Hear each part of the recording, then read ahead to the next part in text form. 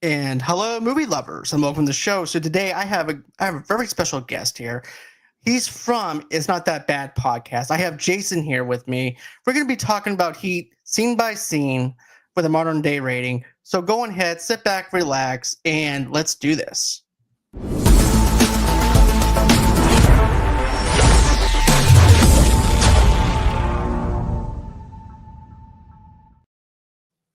And hey, Jason, how are you?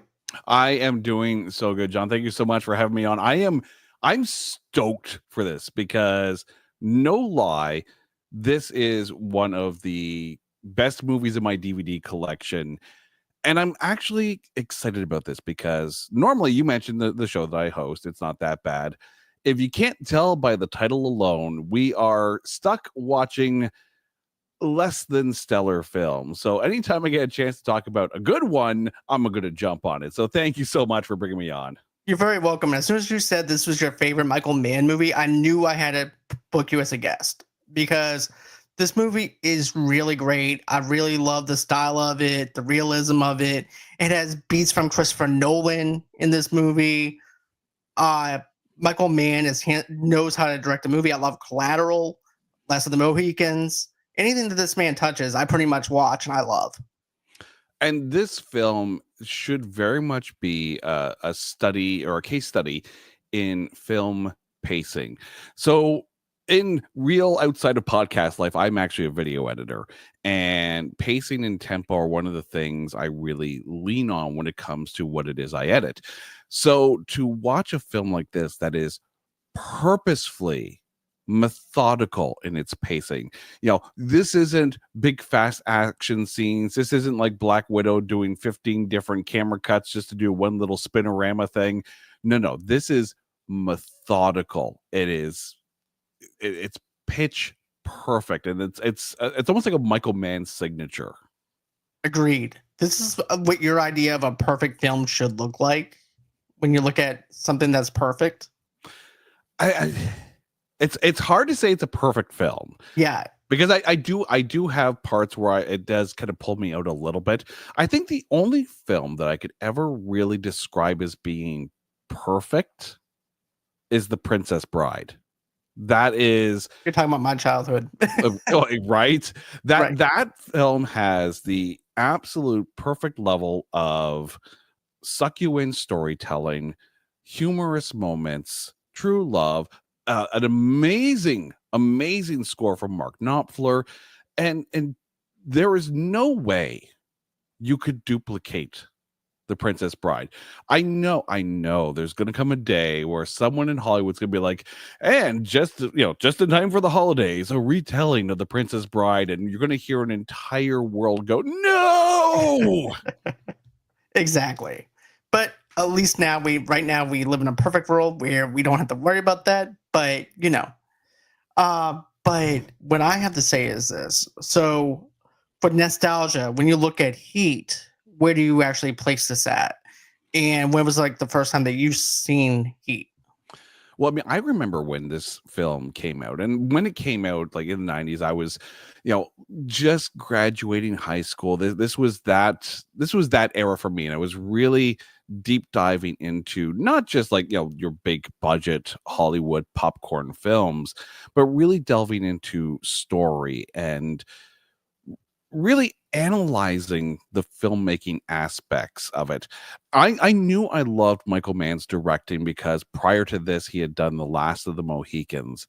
And that's also on the list of near perfect films as well, mainly because of the score. But again, the pacing in that, the storytelling, long, lingering shots where you can just see the emotion. You can almost like read the dialogue in a look, and you don't need a single line of script, where actors are allowed to be able to act out the words without having to say a damn thing. That movie sucked me in. So when I saw that he had done this, and when the minute you see Pacino and De Niro together on the same bill in the same film, you're like, there's no way I'm missing this. And really, they're just the tip of the iceberg, because this is one of the deepest casts for a film that I can possibly think of. mainly in hindsight now, because at the time they weren't obviously these big names, but you look back at it now and realize it is chock-a-block full of people who have gone on to do absolutely huge things in their career. Exactly. That's actually how I feel about that as well. So nostalgically, how would you put it out of 10 for you? Oh, this is a 10 out of 10 on Okay. nostalgia, just for some of the smaller cameos. And I know we're going to get to that a little bit later, but you go through it and every scene, it's seemingly almost every scene, you're like, oh crap, they're in it. Holy crap, they're in it. Holy crap, they're in it. And they look young in this one. And I'm not just talking about Natalie Portman. There are so many namers in this film in small roles, but every role in this feels critical as well. I agree, because here's the thing. I remember at where basically before I ended up renting this at Blockbuster and stuff like that, I remember everybody talking about Heat. I remember my grandfather saying Heat is such a great movie, but it has a slow build up to it and everything, to the stuff that is in the movie, but it's a long movie. I'm not sure if you're going to be able to sit through a 2.5 hour movie, because at that time I was like 10. But, I sat through 7, so I was fine with that. But, you know, I just felt like, I really wanted to see Al Pacino and Robert De Niro together in a movie together. Don't get me wrong, there's Godfather 2, but Godfather 2, they were not in there together. This time you are actually getting them on the bill together and working together for the very first time. And I'm sold on this totally. And you have Natalie Portman in this movie.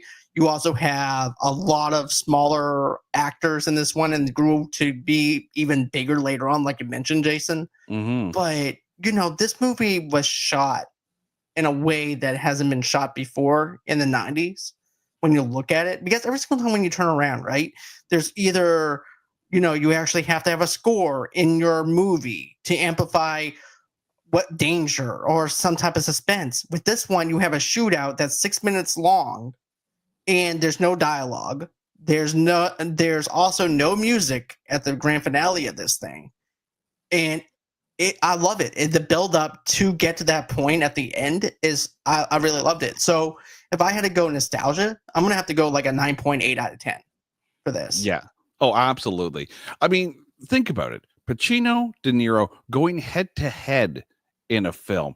This is, and you're going to laugh at the reference here or the analogy.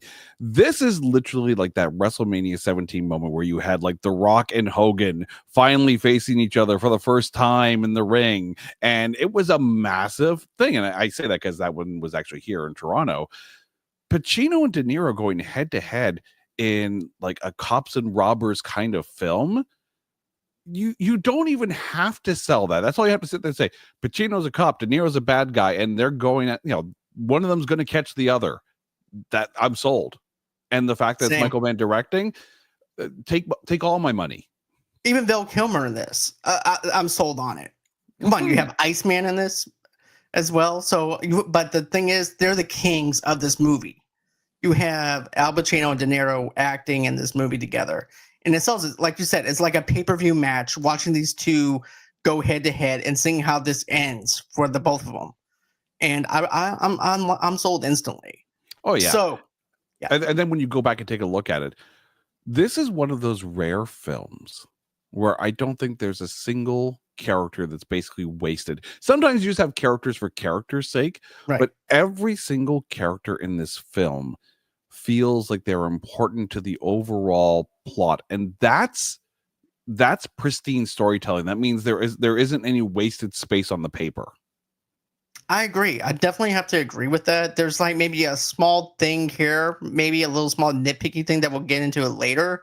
But other than that, though, I feel like the characters fits well within this world that Michael Mann has created. And, I just think that it's just a perfectly well executed way of how he does stuff. So, but we're going to go on ahead. Now we're going to strip away the nostalgia and go scene by scene. So, hooah! In a world where Al Pacino screams every line, Robert De Niro stares into your soul, and Val Kilmer has the best hair in 1995. One movie dares to make bank heist cooler than your uncle's conspiracy theories at Thanksgiving dinner. And that's right, folks. We're diving into Heat, a movie that proves crime does pay until it doesn't. Get ready for shootouts, coffee shop stare downs, and enough dramatic tension to make your grandma clutch her pearls.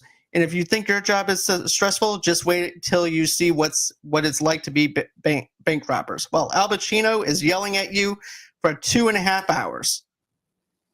And the flip side, we're about to break it all down with our signature mix of reviews, laughs, and maybe a few impressions that'll make De Niro rethink his career choices. Let's get it in. Let's get into it. This is Movie Lovers Unite, and let's get it on. So here we go. Scene 1. De Niro plays a professional burglar who is a calm introvert, while Pacino plays a veteran LAPD homicide detective whose devotion to his job causes him to neglect his personal problems. The central conflict of the film was based on the experience of former Chicago police officer Chuck Adamson and his pursuit of criminal named Macaulay in the 1960s, from which the name of De Niro's character, Neil Macaulay, was derived. So that's a little trivia that I wanted to pay homage to. So the career thief, Neil Macaulay, leads a team of criminals, including longtime friends Chris Charles, played by Val Kilmer, Michael Sciarretto, and Turjo. Macaulay, Charlito, and Turjo carry out a carefully planned armed car heist, stealing $1.6 million in bearer bonds from Malibu Equality Investments, a shell company run by Roger Van Zant that launders drug money through offshore bank accounts. The robbery is complicated by new members, Wing Grow, and impulse murdering a guard, forcing the team to execute the remaining guards, potentially witness an escape after the robbery. So I like how it sets up, right? Where you have Robert De Niro walking out to the ambulance. You're not sure what you're getting with this. You know you're getting a heist movie, right? But it's like, well, we'll get there in a minute, but we have to show you how we're going to get there. But you also have this other thing, too, where you're seeing the romanticism between Al Pacino and his wife having sex in bed. And while that's going on, you also have Robert De Niro that's trying to take this ambulance. And I really have to say, I really like how you have the juxtaposition of the two characters on how each person has a divide line of what they're doing. I think there's two setups here. Let's start with De Niro and his crew first, because this, of course, is the main setup. The fact that De Niro is so methodical about how he walks through the hospital in order to be able to take the ambulance, like it's very professional. And that's the thing. They're setting up this crew to be the absolute best at what they do. No hesitation, no overt quick thinking. Like, it is planned out to a T. The coolness of how he just walks through the hospital, the coolness of how he just handles everything so like calmly, tells you everything you need to know about his character. Same thing too with Chirito, right? There's no one of talking to Waingro, at least not too much, just enough to prove that he's the guy. Meanwhile, Kevin Gage has his best Nicolas Cage hair from Con Air.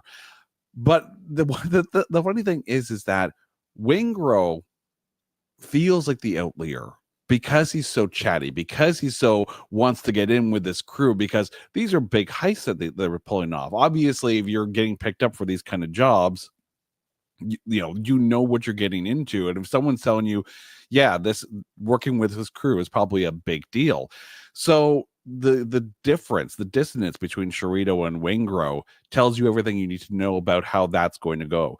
To the same token as well, you got Pacino and his wife, Diane Venora, obviously in a moment of intimacy, which is then preceded by a moment of lack of communication and lack of intimacy. We have to point out too, because, a lot of, attention is going to be on Pacino and De Niro. Diane Venora is such a good actor. She was also in The Jackal with Richard Gere and Bruce Willis. I absolutely love her in that film. Like, just cold and efficient. And The Jackal, The Jackal actually qualifies for it's not that bad, and it's a shame that it does. And I think it's actually a really good film.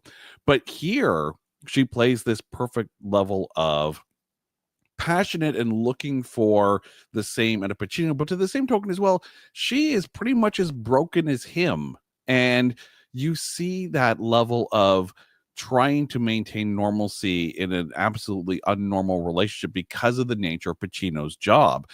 He has to be the guy that goes out and gets people who are absolute professional criminals like De Niro and his crew. So you're really setting up where they're coming from in this opening scene. And they don't really do much dialogue wise, but you know everything you need to know about your main protagonist and antagonist with this, with this counter scene.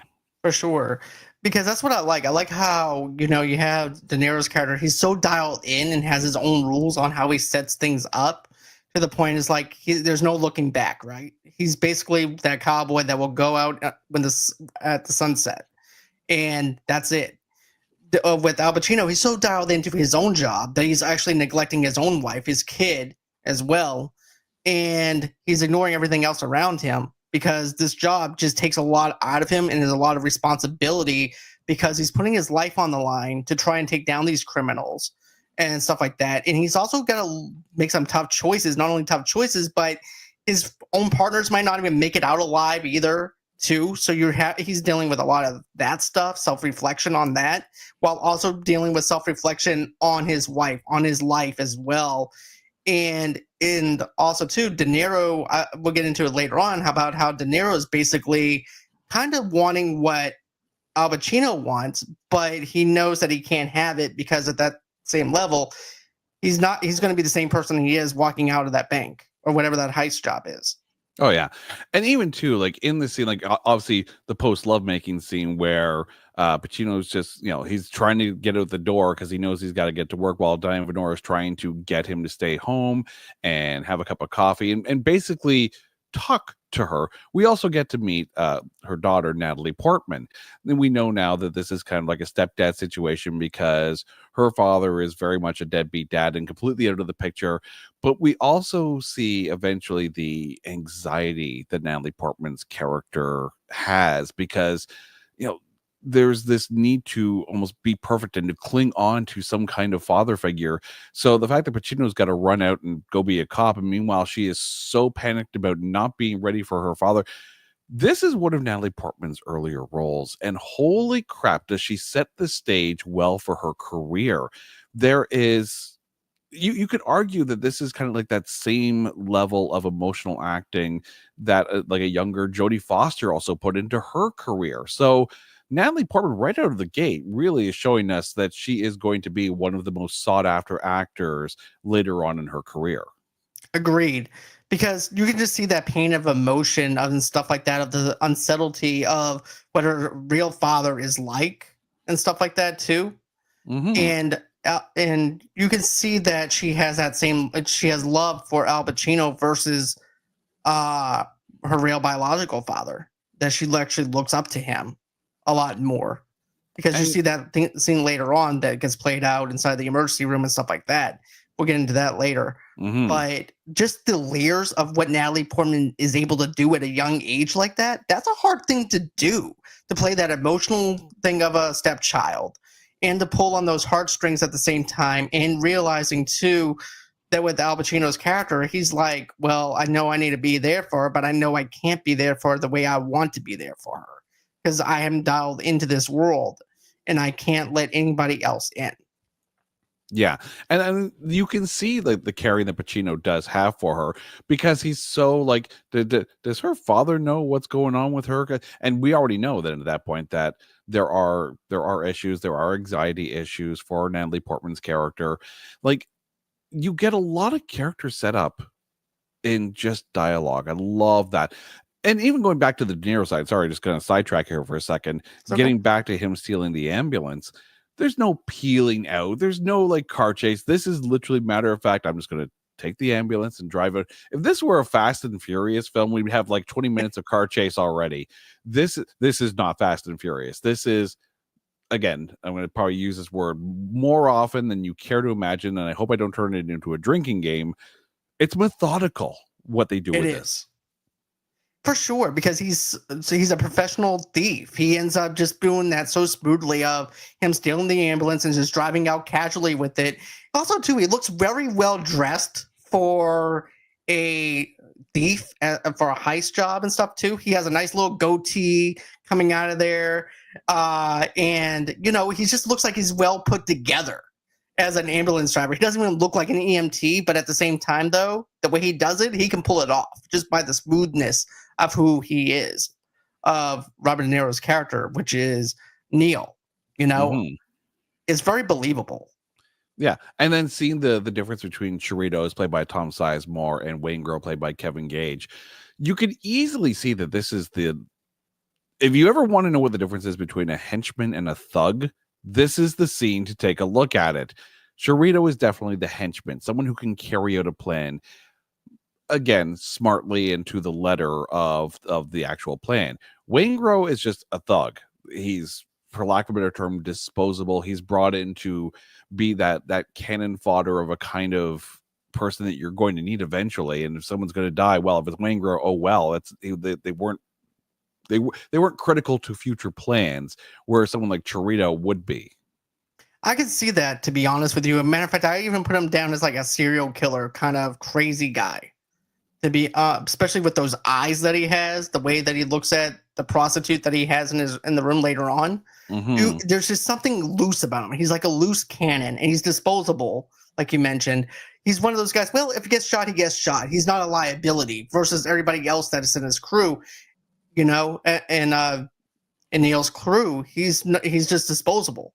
He can be replaced. The other guys, on the other hand, knows the job, knows where they want to go with it. But him, on the other hand, he's a loose cannon that can go at any time. Chirito is part of the plan, and Waingro is the monkey wrench in that plan. Yes. And I bet if Neil could do it all over again, he wouldn't even hire him because of all the stuff he's done. Hindsight, absolutely. And it's one of those that was one of his biggest mistakes. Yeah, you can tell that Waingro kind of came on a recommendation from somebody else, because I know later on in the film, when they're in the diner and they see Dennis Haysbert's character, it's like, okay, we know this guy. This guy knows the job. He knows what we're about, which is why Haysbert kind of really fits in well and already knows the routine and what they need from him. Waingro was clearly someone that they needed because they needed an extra person to kind of, keep an eye on the guards with the machine guns, and they got the wrong guy. Yeah, they definitely do. And 12th Street Talk Back podcast says, I love the movie Heat. I'm glad that you're able to join us for this movie review. But yeah, I do have to say, this is one guy that you do not want on your team. No, and, but you also need that guy to progress the story, so you have the de-evolution of De Niro's calm in this. Right, exactly. And we'll get into something later on that I want to talk about too, after this heist job is done and when De Niro smashes his head up against the window. And then we'll get into that scene at the restaurant. But the way that this scene plays out, you're wondering where these puzzle pieces are coming from, right? Because you have the ambulance that's parked on the side under the bridge, under the underpass. Then you have the 18-wheeler coming in, and it crashes right into the where the bankers are at, and they wind up flipping the whole entire minivan over, and they get out. And at first, you're thinking, okay, well, they might actually let these people live and stuff. But then, you have the loose cannon with you that's like, well, this guy's looking at me funny, so therefore I'm going to waste this guy because he's looking at me funny. Yeah, no, it's, first of all, I need to give credit, and I don't know the actors' names because they don't really matter. They don't last that long in the film. But the main cop who's staring at Waingro, you can tell like he's in that state of shock kind of thing. You can tell that clearly he's not hearing properly because the explosion probably ruptured his eardrums. So it's a very phased and hazed kind of performance. And it's so, again, Michael Mann is such a genius for this. The fact that it's straight to the camera cutting back and forth between the main cop, the first cop that gets shot, and Waingro wearing the goalie mask. Like, it's so, for lack of a better term, it's so intimate the way that's shot because they are looking right down the barrel of the lens. Right. And I like how realism it is, right? You know, because of the fact that, you know, you have that dazed look from the cop. And he's like, and he's looking at him, and it's like, I can't hear anything. And he's just in a state of shock. And then you have him just staring back at him. And then when he shoots him, you don't expect it, you know, but then again, you expect it from a character like that anyways, because just how he looks in that hockey mask, Mm-hmm. those And eyes like, of his. oh, absolutely. The fact that you can barely see those eyes is perfect. But then it's very much a cold-blooded killing of the first cop. And then of course the second one going for his gun is very reactionary. Then you got like the third guard left. And that's the one that Chirito has to take down. But it is professional, right? One quick look back, Neil gives him the nod. Boom, double tap gets him down, tap to the head, make sure the job is finished. Because at that point, yeah, like there are no alive witnesses when murder's already on the table. But you can see the difference in how the first two were killed, because that was more out of mania and just Waingro just not having all his marbles in one place. And Chirito's killing of the last guard, which is almost militaristically professional. Oh, yeah. And then, you know, you also have the homeless guy out on the street, though, too, as a witness when Al Pacino comes in, the picture, trying to do the crime scene investigation. I love how, you know, how we mentioned the extras, right? With these characters. I love how his partner already knows what Al Pacino needs and wants. And he's already 10 steps ahead of him because he's worked these kind of cases before. Mm-hmm. And so I like how he goes, okay, I already got you. I got you over here on this side of the truck. We're dusting for fingerprints. We're doing all this analysis and stuff like that. And, you know, and then you also have this other thing where the homeless guy who witnessed the whole entire thing, he's just an extra. He's the real homeless guy that Michael Mann just gave a SAG card to, which is amazing. And he's like, yeah, I saw everything, man. You know, I just thought it was perfect on how the dialogue just flows like a casual conversation, as if this is how it is really like working as a cop. And it feels very real. I really love how Michael Mann is able to direct something like this. And as we saw with the professionalism of De Niro and his crew, as they're getting the pieces that they need in order to pull off this heist, as they're analyzing the scene, and then, you know, Pacino actually starts to go through the entire, like, the dance, if you will. It was kind of reminding me a little bit of, I don't know if you've seen Boondock Saints. Yep. Willem Dafoe's character in that, when he starts to dance through the scene and kind of envisioning how everything played out, it kind of felt like that, but in a very cool and methodical manner. And this is before Pacino starts yelling at everybody, which is, you know, you can again, you can see like the progression of just how intense things are getting with the story by how loud Pacino is getting. Wes Studi is one of the detectives on his team. And I have to point him out because in Last of the Mohicans, Wes Studi was so good in that film. So I'd love to see that he came back into another Michael Mann film. And yeah, the team is definitely, they've dealt with these kind of criminals. This is a top level crime. So they're in their element. This isn't something that they're just going to pass off. Then there's that moment, right, where if they get asked by the beat cop if they're taking this over, and then all of a sudden it's like, no, this is ours. We've got this one. You can tell because they can identify the levels of professionalism that happen on the job, and then the mess up that was the lack of professionalism from Waingro. Right, Waingro is the problem, and now we're getting into this whole entire thing now where we have John Voight, who's also in this. He played in Anaconda and stuff like that. But after the robbery, Macaulay meets with his friend Nate, and who suggests selling the bonds back to Van Zandt for 60% of their value instead of laundering them at 60% cost. Since the bonds were insured for 100% of their value, Van Zandt would make 40% of $1.6 million above his bond insurance, while Macaulay and his team would gain an additional 20% on top of their expected take. Later, Macaulay and his crew meet at a diner to discuss dividing the money from the robbery.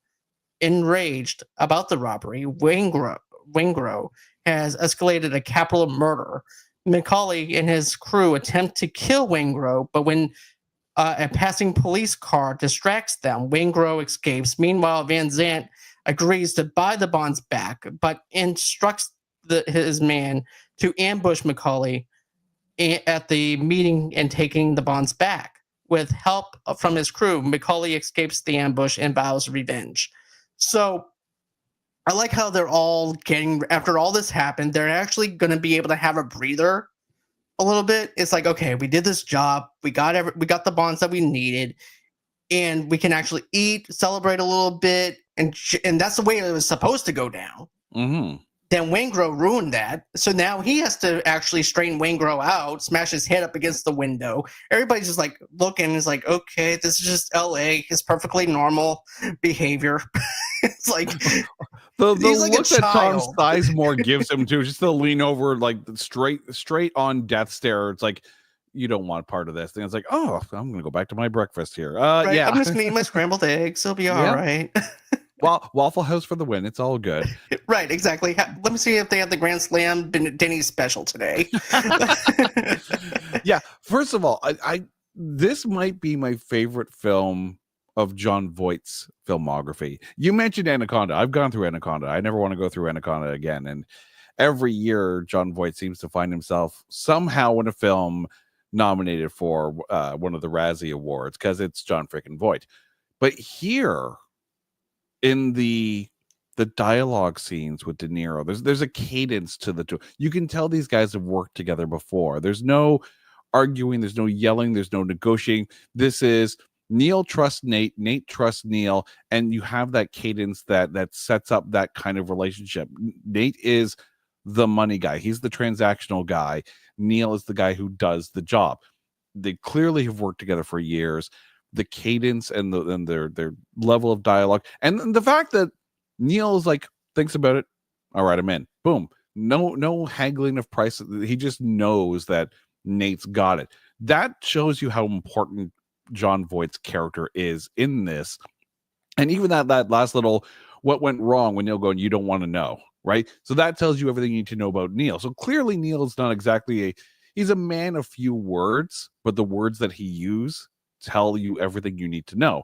Then of course you get to the diner, and it's just so, there's the point where Danny Trejo's character leaves, Chirito gets up, Neil comes in, sits down beside Wingro, Chirito sits back down. Like, this is choreographed. They knew exactly how this was going to play out. Clearly they talked about it before, and like, that is the fact that it's so unspoken too. Like, it's a dance. It's a Right. dance, and Wingro is definitely the odd partner out. Exactly. But I want to talk about what you just mentioned about Jon Voight. But I love the history between them too. Even though we don't see the history of them, there's just something about them. It's like they have this level of respect for each other. It's like, look, I know Neil's going to get the job done one way or the other. I know he's got me, so I'm going to get him too. So therefore, I'm going to tell him to sell the bonds back and get even a higher pay for them, even though I'm going to end up getting the higher payout. But still, it'll still be that same mutual respect where everybody comes out even. And it works for everybody's benefit rather than just my benefit because I'm in charge. So Yeah. I like that. I mean, look at Chirito's house, right? Look at Chris's house. Look at Neil's pad. Like, these aren't flop houses, right? These homes tell you that they are very good at what they do. Yeah, oh, absolutely, right? So Nate clearly has his mind wrapped around how to make the most out of these jobs. So the actual execution of the job, that was planned out to a T. He knew exactly what he was going for. That's the thing. It wasn't just grab everything. They were specifically going for those bearer bonds. And instantly Nate has this plan of like, we can up things on this, banking on the eventual greed of Van Zant, knowing that those bearer bonds are already insured and then they can double their money, and Nate and crew can also double their money. Exactly. And then, but here's the thing. I feel like that, if I was sitting there at that diner, I wouldn't want to be near the window because I knew that I would be the one who winds up getting my ass kicked because there's nowhere else for me to move. You want at least to be sitting on the end of that chair, of that booth. But also, how oblivious is Waingro to the fact that he screwed up? He's got to know he's like, no one's talking to him at this table. Like, if I sat at a table with people I just did a job with that went south like that, and no one's talking to me meanwhile I'm like knee deep into a bunch of scrambled eggs, read the room, dude. It's not going to go well for you. I mean, come on. But De Niro kind of reminds me of a father who's punishing his kid because he's just tired of his shit. So he just goes on ahead, slams him up against his head up against the window, and then he slams his head on the table. And he's he's just done with this guy. He's like, he's never going to work for him again. And if he did let you live, you're lucky that he's going to let you live. But you're not going to get a payout from him for the shit that you just did. Yeah. So no. But yeah. The interesting thing, though, and this could be considered a bit of a plot hole, is if you're going to kill him, which clearly that was the game plan, what the hell are you doing at like the corner Waffle House with all these truckers around? Like and there's no silencer on that gun. Like someone's gonna hear what you're doing out in the parking lot. Like this seems to be the least thought out flushing of the toilet that I think I've ever seen. Like, what were you guys thinking? Like, go out to somewhere where no one's going to hear a gun go off. I feel like their emotions weren't in check. There was like that 5-minute thinking of like, I need to get rid of this guy as fast as I can because he can be a problem. So it's like, in order for me to do that, I don't care how I get rid of him. I just need to get rid of him. So let's go on ahead. Let's open up the trunk. Let's load him into the trunk. I think he was going to pistol whip him and knock him out and then take him somewhere. But either way it goes, that's a crowded place, like you said. And this is one of his other mistakes that Neil made, was trying to do this in a public place when you should have just went on ahead and pretended everything was good.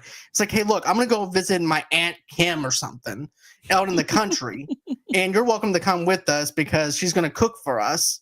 And so they meet up at the diner. They go, and Waingro sits in the back seat. As they're going to kill him, they put him in the trunk and be done with it. But instead, Waingro winds up escaping from them, goes underneath the car, and he just all of a sudden disappears like he's Houdini. And because the cops were coming. I'm like, and you're right though.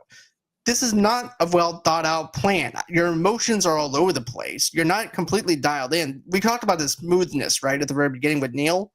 This is the part where he's actually kind of messy in, is when it comes down to planning like this. I think the only argument that can be made for this scene kind of playing out how it did is because of the professionalism of Neil and Chris and Michael. They probably haven't had the need to, again, for lack of a better term, flush the toilet on someone from their crew like this. They probably have never had to deal with someone like Waingro, who is such a loose cannon, who is such a psychopath that they have to eliminate him before anything else happens. So if you're not used to having to deal with complete and utter amateur rookies, then maybe you don't necessarily have a backup plan to deal with a character like this. Exactly. So now you have to deal with him. And now it's like, okay, well, he's gone now. That's a loose end. How do I get to him? And at this point, he doesn't even know that he's even ratting anybody out yet. And then you have this thing playing out where, where basically you have Macaulay, where you wind up having Van Zandt wanting to whack Neil, and that goes south with that. Is everyone in LA just like crappy? Because it kind of feels like everyone in LA is crappy in this film. It really does. Save Natalie Portman. That's about it, right? But yeah, like, because they're so right down to every last detail. And then all you have to do is take a look at the way the heist was supposed to go, with the shaped charges on the door, with everything timed out to the exact second of how long they have. Like, this is a crew that has every detail and every angle covered. And even when they're getting ready for the bank heist, you can see them going through like the technical schematics of like the security system of the bank. Like, this crew does not deal with unprepared. So when you have a situation like Wangro, they probably have never had to deal with such a loose cannon. Like, they don't deal with psychopaths. They're not psychopath. Like, why would you have a psycho on your team if you're going to have this to be as clean and efficient and bloodless as possible? Exactly. If they really wanted to, they could have just wasted him right there with the police officers as well. The only problem then, though, is that he would be identifiable. And if you trace Mhm. Wingro back to known associates, then there's the possibility that known associate would point them towards Macaulay. You needed to deal with him, though, once you got away. Like, you needed to go out to the desert or go out to the water or something. Right, exactly. But right, that was not a smart move at all. But no. then, you also have we also talked about them investigating the armed car heist, robbery. Division learns through informants and civilians that surveillance that Macaulay and his crew are planning to rob a precious metals warehouse hiding inside a parked truck. Hannah and his team stake out the warehouse and prepare to arrest Macaulay and his crew, but a restless SWAT team member clumsily bumps the side of the truck, alerting Macaulay to the stakeout. Macaulay warns his crew, and they abandon the robbery, realizing he cannot arrest the crew for robbery unless they have stolen the metals. Hannah allows them to escape. And I like how, you have to say, hey, look, we have to let these guys walk. And I also like how, Neil's like, look, they're not going to get us for a simple B&E. And he's already knows the law. Outside the law, and you have someone that's inside the law saying the same thing that he's saying. He's like, we got to leave. And they're both pissed off because they leave with nothing. The scene where after the cop sits down in the truck and makes the noise with his gun rattling against the wall, and Neil hears it, and he looks towards the truck, and you see Pacino staring at the monitor, and the night vision, almost like Death's Head look back of Neil in shadow, and just how long they hold on these scenes. This is where it's so the length of the shot adds to the intensity of the moment. And again, looking down the barrel of the lens drags the viewer right into this, and the sparse soundscape as well. Like, this isn't some dramatic music moment. This movie doesn't really have too many dramatic music moments, and to its benefit, right? But just those long held pauses and stares, you wonder what's going to happen. And the fact that he goes in, like, we're out. And Chris initially says, I've got it. But the minute Neil says, no, we're gone. No word of a lie. No thought, no second guessing. Leave all your equipment, get the hell out of here. But they left all the equipment. But are still, there not fingerprints on these things? There are, but it's not enough to actually pin them for anything. They have to actually physically come out with something. And if they leave out with nothing, therefore, just a simple B&E is not going to be enough for them, because even Pacino says, hey, we can't just get them for a B&E. They're going to be doing 6 months and then they're out. So they need something heavier on them than just that for it to stick. Yeah. So I mean, they have the evidence for a very small misdemeanor, and given the amount of money they have, they probably would be out, and then they would be gone, like gone to a different city. That would be it. Exactly. So, yeah. And that's it. And they're off to do another job, heist job, especially when you have someone as like John Voight's character is, that can put him somewhere else because he's got the money to let them lam it for a while. Yeah. It's chess. At this point, it's a chess match, and you're sacrificing a pawn to get the king. That's basically what Pacino has done at this point. I love this chess game between the two of them, though, because I like you said, that long stare of like, I think I heard something, but I'm not sure I heard something, but there's something out there. and is that suspense of someone's watching me, just as somebody else is watching him, watching the cops too. So I like how they're both watching each other from a distance. And even when they leave that van, that undercover van afterwards, and everyone comes out but that one cop, and he doesn't even think about going downstairs because he knows he just messed up the entire sting. Like, you go back in that truck, you go hide and get dealt with after the fact, because if you come out, you're getting yelled at in ways you would never imagine. Exactly. He'll be another Landgrove, if you think about Wingrove. If you think about, in a sense, with that situation. But that's the thing. Like, this is a game, and really, let's be honest. Like, this chess match between Vincent and Neil, this is very much a game, and you're playing at elite levels here.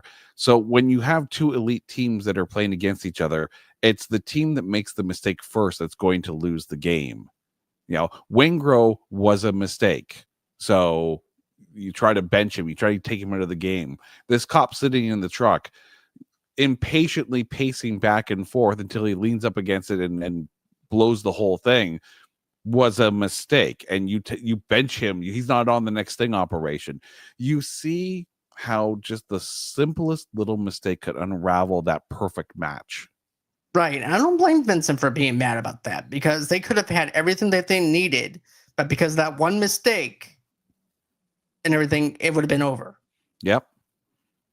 You know, and just as the whole thing with the other job and everything too. If they were not, if let's say for instance, if they didn't let Wingrove escape, it would have been over. None of this other stuff would have happened. Yeah, they would have found a way out of it. And no, you need to have sheer utter silence, and you need to let this play out, and you need to, that's the thing. Patience is the game for Pacino and his crew, and he knows it has to be the game. Like, if they were just chasing someone like Wingrove, he would have messed up, well, probably 50 million times enough that they would have caught him. No, these are the elite thieves. These aren't just like crooks. These are thieves. These are artists, if you will. Right. And you can't just sit there and say, well, let's go get him now. You have to wait. You have to be patient, and you have to find that perfect moment, even though the perfect moment may never come. Exactly, because of the fact of how perfect they are at their own game and their own craft. So and they're also just as patient as Vincent's team is too. So you have two people playing this cat and mouse game with each other. That's really fascinating whenever you look at it like that. But I also want to talk about this though too, with Chris's wife busting his balls for only bringing like $5,000 back. I'm like, dude, I wish I could bring $5,000 back. You know what I mean? Like, and then, you know, and then my wife's looking at me when this scene is playing out. They were supposed to go out to dinner. She's like, who's watching the kid? Because like, well, maybe they're taking the kid with them, you know? But well, I just thought that part had like a little bit of a plot hole in a sense. It's like, you're supposed to be going out, but you're going to leave your baby behind. This is the interesting dynamic too, because Charlene clearly knows what Chris does. Yep. Like, there's no question about this whatsoever. She is as much about the money as Chris is, and that's okay, right? You take a look at Chirito and his wife Elaine, is played by Susan Traylor, when they're at that like little, for lack of a better term, family dinner, you know, and you see like this family situation that Neil and his crew have. Like, obviously they have to know. Which makes it interesting that Neil never actually tells Amy Brenneman what he does initially. Everyone else seems to be open with their partners, and he's the one who's got to preach that, you know, you have to be ready to walk at a moment's notice. So he obviously keeps his distance from everybody until Amy Brenneman kind of gets his guard down a little. But even to that point, he never fully lets his guard down until everything goes to crap. Right, because, okay, I like it too when Chris is spending the night over at Neil's place. He goes, so, when are you going to get some furniture? He goes, I'll get around to it. He goes, when are you going to get a girlfriend? Whenever I get around to it. Yeah, these things don't matter to him because they're attachments. And you have to think that Neil would walk away from Chris and Chirito if the situation called for it. Right, exactly. Because he has no remorse for leaving anyone behind. Because even Vincent says to Neil, he goes, "That's kind of vague, just to just leave someone out in the open like that." Yeah. Which So when we get to the end, like all this talk about Neil's character and Neil's isolationism and Neil basically having all these walls up. When we get to the end of this film, that all that setup is going to play out in that last shot. yes, and I love the rules that Neil has for himself because it keeps him safe at a safe distance. Mm-hmm. So I definitely love the fact that he has a set of rules that he feels in control of everything. But Macaulay meets with his crew and warns them of the surveillance and tells them that they must decide if their next robbery, a bank holdup with an estimated $12 million payoff, which would allow Macaulay to retire, is worth the risk. Each crew member agrees to the robbery in the investigation and subsequently planning highlight how each character's commitment to his profession has severely damaged his personal life. And his third marriage to wife Justine is the early stages of a breakdown due to his grueling work schedule and troubled stepdaughter Lauren. Justine's child from a previous marriage that we mentioned. Shireen's relationship with his wife Charlene is hampered by his crippling gambling addiction, pushing her into an extreme affair. Only Macaulay, who lives a solitary existence that forbids attachments and stresses mobility, finds his life renewed from a budding relationship with Edie and a kind of naive graphic designer who believes him to be a middle salesman.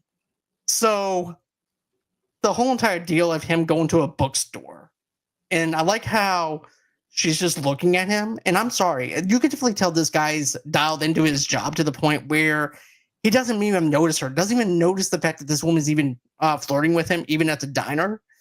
But I'm sorry, but if I was at the bookstore, right, I wouldn't notice that someone's staring at me awkwardly, but not him. He's just dialed into getting this middle book or whatever book he has. And, and she's just kind of looking at him and checking him out. And then you get that diner scene is like, she goes, "So, what are you reading?" He goes, "What does it matter? What does it matter what I'm reading?" And he's trying to make sure that she's not a cop because he doesn't trust her because all of a sudden this woman is interested in me. Why is she interested in me all of a sudden? No one's ever hit on me in my past 15, 20 years of doing this heist jobs. No one's ever come up to me and just asked me, how am I doing? What am I doing? What's it to you? You have to think that this moment just shows you the character of Sharito and Chris, and Trejo as well, how much those characters mean to Neil if he can confide in them and trust enough in their own, to make their own choice as to whether they're going to be into this. So now all of a sudden you have Edie come in, who is completely and utterly, she's great in this. She is actually a really good actress. She can make a bad Stallone movie good, because if you've ever watched Daylight, she made a bad Stallone movie really good. And it's funny too, this is actually yet another film that she was in with Al Pacino, because they were in 88 Minutes together. That film, Yep. not so good, but I'd still watch it again. But it's that moment though, because you had that dinner moment, of course, a little bit later on, where De Niro is watching everyone with their families, and you could tell the loneliness kind of settling in a little bit there. Here's the crack though, right? Here's the breaking down of the walls. And this is again another step on the little chinks in the armor that have been growing, starting with Waingro and not being able to flush the toilet and having the absolute worst possible flush the toilet kind of plan in order to get rid of them, to letting your guard down enough to actually talk to somebody and actually maybe feel something. Because that's the thing, Neil to this point hasn't really felt anything at all. No. Right now, obviously there's going to be moments too when we see who the fact that Charlene is having an affair, and he kind of intervenes with that, but he still cares enough about Chris to call up Charlene and say that he's gonna like let him sleep it off kind of thing, and send him home. Like, he cares enough about his crew to not necessarily intervene, but to at least keep lines of communication open. So because he knows how much Charlene means to Chris and how much Chris clearly means to him. So despite all this bravado talk of like, you got to learn when to cut, and when the heat is on, you cut and you run and you don't look back. Yet for a person who has surrounded themselves with no physical connections, where, furniture and the like, he has all these connections, and little by little he's discovering almost his own weaknesses. Right, he does. He winds up having those walls stripped down now all of a sudden because of Edie, to the point where it's like, forget about my rules. Now I'm with this woman. Now my walls are down. Mm-hmm. And now he's breaking his own rules with everything he's doing. And he's becoming very clumsy with everything. In a way, he's coming like Chris in a sense where, Chris is involved with his wife and he's attached to his wife. And even whenever, when you have Neil coming up to him, it's like, look, you're going to give Chris another chance. And if you want to, go in and keep screwing the other guy afterwards. But you're going to give him one more chance. With this, it's kind of like the same thing as the fact that he's in love with Edie now, to the point where that's who he's obsessed with, versus this bank job. That's all he cared about. So his new obsession is the relationship that he's in. I wonder if Edie didn't happen, if Neil would have convinced Charlene to give Chris that other chance. Had Edie not kind of chipped away at that armor, I don't know if Neil would have been as gracious with Charlene as he was. That's true. I didn't think about it like that. I don't think he would have, because he was like, you know what? Screw her. We're going to go ahead. We're going to go out guns blazing, and we're going to leave everyone else behind. Even though Chris is not going to be the type to do that because he's in love with his wife, but he's going to try and persuade him into leaving. But even the ultimatum that Neil gives to Charlene, right? You're going to give him one more chance, and if he screws that one up, I will personally set you up myself, right? Like, he's not there to, enact some kind of, don't hurt my boy revenge. Clearly, Edie has already gotten to him. Also, can we go back to the balcony scene with Edie and Neil for a second?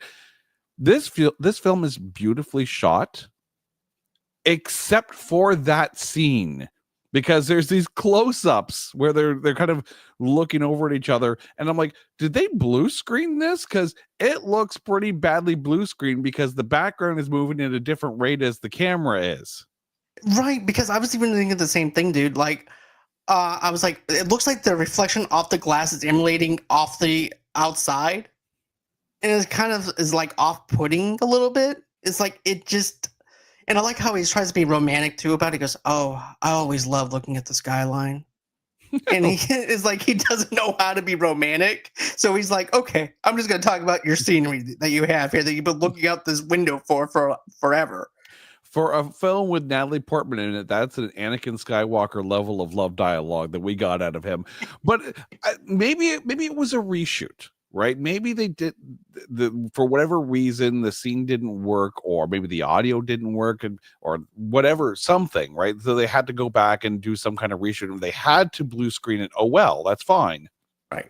But it's so, in a film that has such good set pieces and location shooting, this just stands out like a sore thumb, because the lights in the back are in focus enough that the fact that the lens would have had to be zoomed in would have meant that no matter what, those lights should have been out of focus.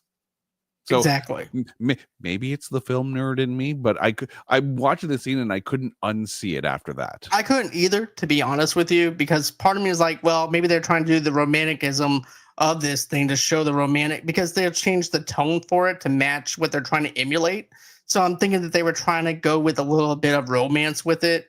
It just doesn't work. It throws the whole entire thing off to the point where it takes you out of it just a little bit for that scene. But that's just like a little small nitpicky thing.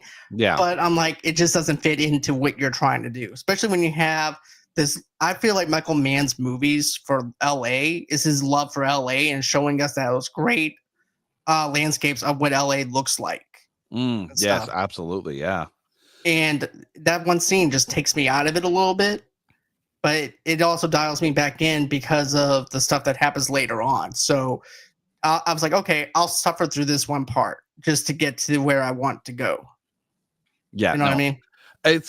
there are moments in this scene where it's just pure cinematography, and LA has enough there that no matter where you go, there's going to be a great shot to be had. And I could see what they wanted to achieve with that balcony scene. But blue screen be damned, I couldn't unsee it. No. And I also want to talk about this. Remember that part where after the B&E, they go out to the warehouse, not the warehouse, but all the other storage containers and stuff like that. And he goes, okay, we're going to set up escape routes here, there, and stuff like that. And at that point, you have Al Pacino comes out, Vincent comes out, and they're looking is like, what are these people? What are you looking at? And I'm also being frustrated like they are. I'm like, what the hell are you looking at? Because I don't even know what they're looking at. So you're just as frustrated as they are. And then like, wait, we're being made right now. Yep. That And was that we get back to the chess game here. This is where Neil is doing really, really well. Like, they know that the heat is on. They know that the cops are monitoring them. They have that feeling. They know, like, they've done jobs. They know when to walk away.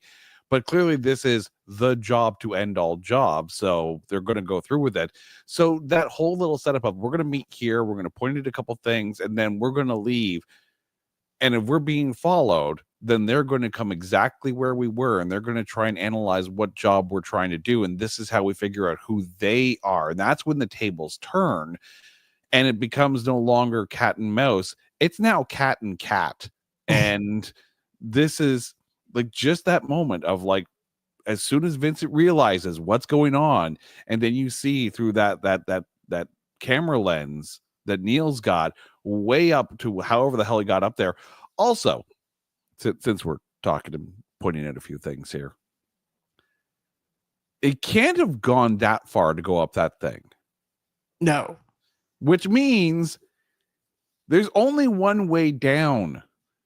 Why don't you just go to the base of that tower and wait for him to have to eat? So he climbs down, boom, he's caught, end of movie, roll credits. Right. But no, it just, but also too, you don't have anything on him either. So once again, it's like, okay, we can't let him, so we have to let him walk again. So yeah, there is that. So yes, so at this point, he's just a nuisance, and he's only getting about like a $500 fine for climbing up something he shouldn't have. So right, exactly.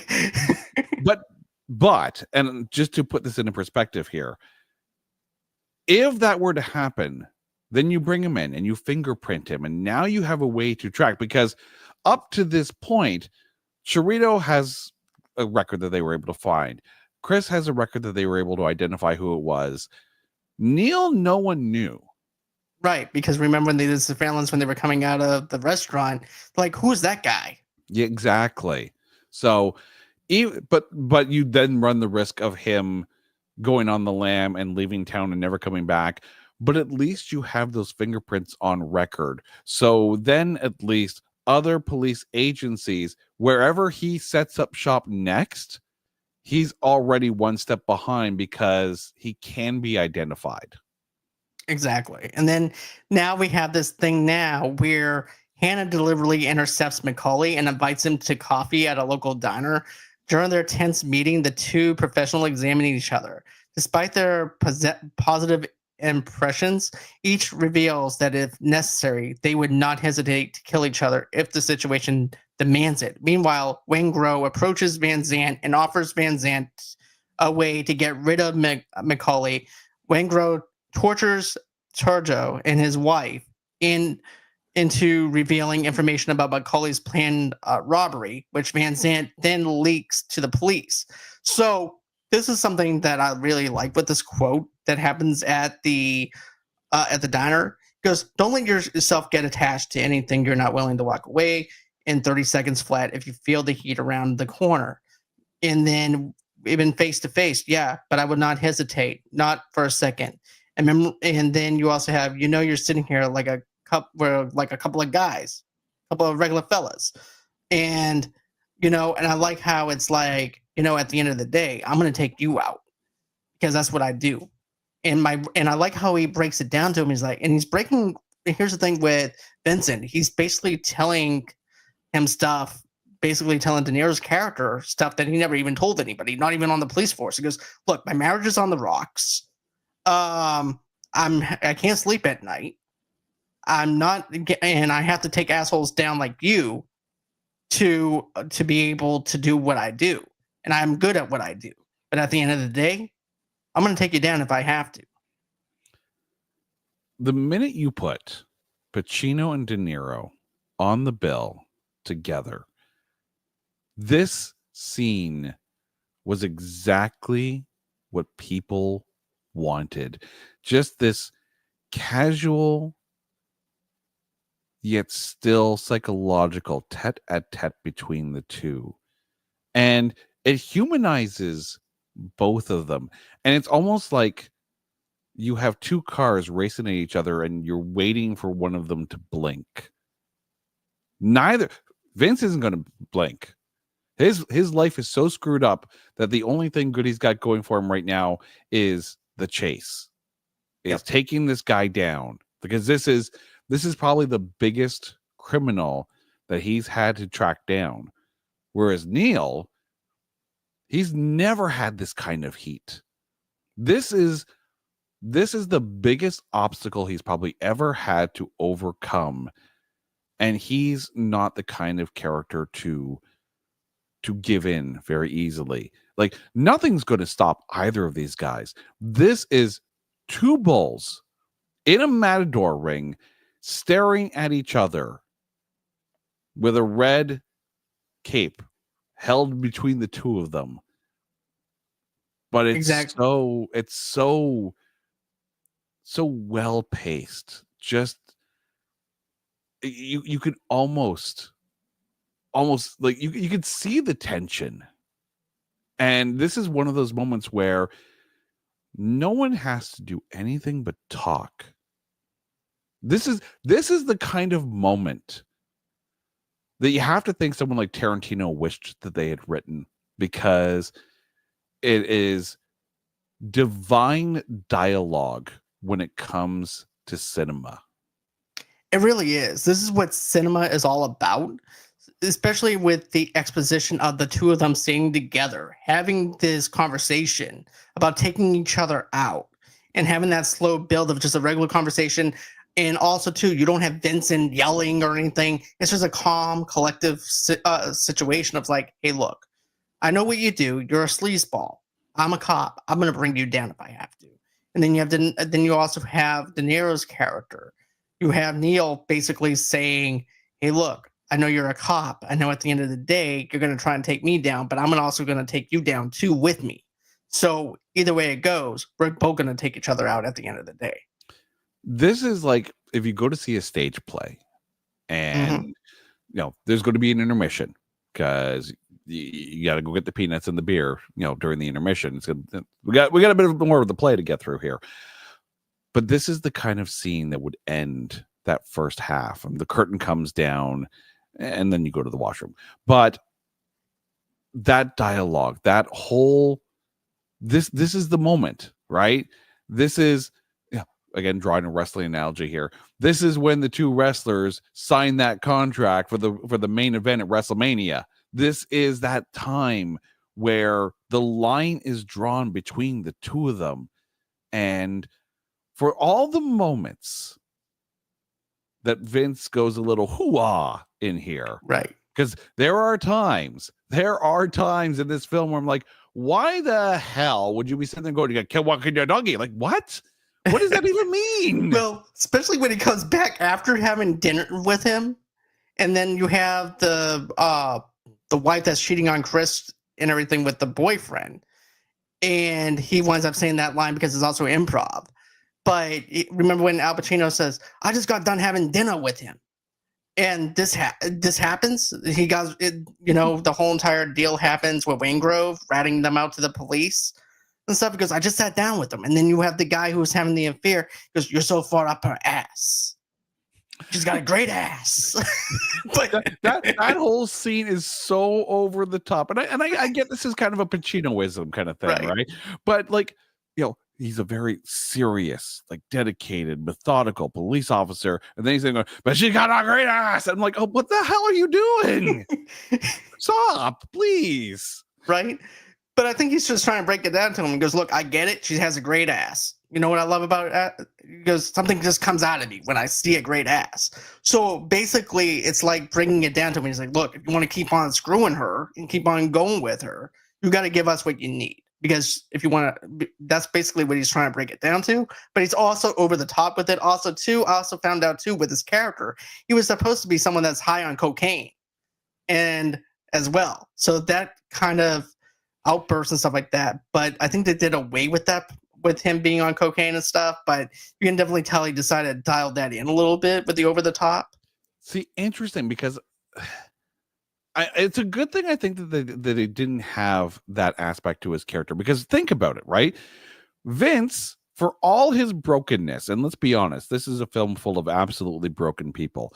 Vince, for all of his brokenness and his marriage to his job and his duty, he still needs to be together enough for us to believe that Natalie Portman would lean and go towards him in her most dire moment of crisis. If Vince is on cocaine, you take away the sanctity and security of whatever Natalie Portman's character found in him. Mm-hmm. Right? You make him almost irredeemable.